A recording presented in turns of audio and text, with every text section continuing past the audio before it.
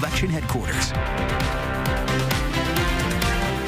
Welcome back to your local election headquarters, everyone. I'm Brian McElhatton. And I'm Sarah Murphy. Thank you for watching ABC4's election night coverage.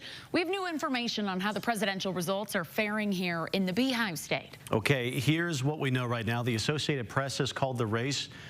Here we go for Donald Trump here in Utah. However, we don't have specific numbers on that race. That's why we're seeing a 0% total. Remember, we've had some delays in getting results here in Utah. Again, numbers coming in. Of course, we'll keep you updated here and online at abc4.com once we get more of those results tonight. But in the Senate race between incumbent John Curtis, or whether he was a representative, he wants to be in the Senate, and the challenger Caroline Gleich, here's what the results are telling us right now. The AP has called the race for John Curtis. Caroline Gleich has conceded that race and congratulated Curtis. But again, we don't have specific numbers for you because the numbers haven't been released yet by the state. That voting's still happening. Okay, of course, we're keeping you updated. We're also bringing you team coverage from the watch parties of Governor Cox and Brian King's campaigns for governorship. Let's begin with a check of how Governor Cox's campaign is feeling tonight. Right now, Cade Gardner is there for us as we speak. Hey, Cade.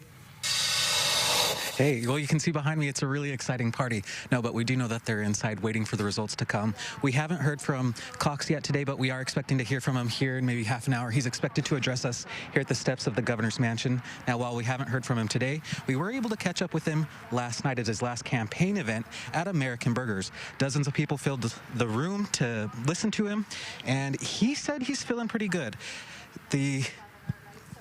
Today, we even met with San Juan County Commissioner Bruce Adams, who's acting like a spokesperson for the governor's office prior to the polls closing. And he says, again, they're feeling pretty confident about tonight. I think they're feeling pretty good. I'm going to make a real wild prediction. I'm going to predict that he wins by 35 points. Okay, so again, we are expecting to hear from the governor around 10 o'clock. When he comes out, we are going to bring that coverage to you live. Reporting from Salt Lake City, Cade Gardner, back to you. All right, Kate, thank you very much. Now let's toss it over to Rick Aaron with the latest from Brian King's campaign. Rick, how are things going over there right now? Well, Brian, I would say it's a mix of hopeful optimism and nervous anxiety here at Hotel Monaco in downtown Salt Lake City, where we are at the Democratic Party watch party.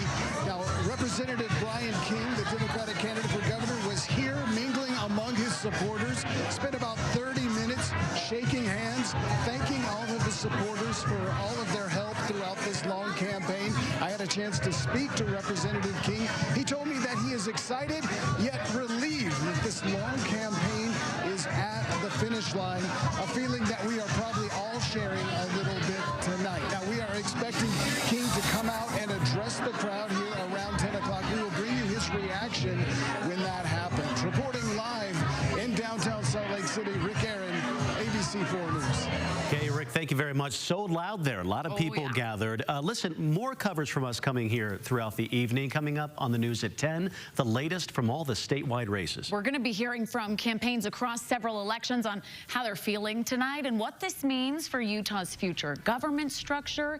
Again, a lot going on. You've been hearing the term 10 o'clock a lot tonight. That's what the lieutenant governor said to wait for. We're going to be having that right here on ABC4 News at 10. Will the results come then? We'll see. We'll see you then.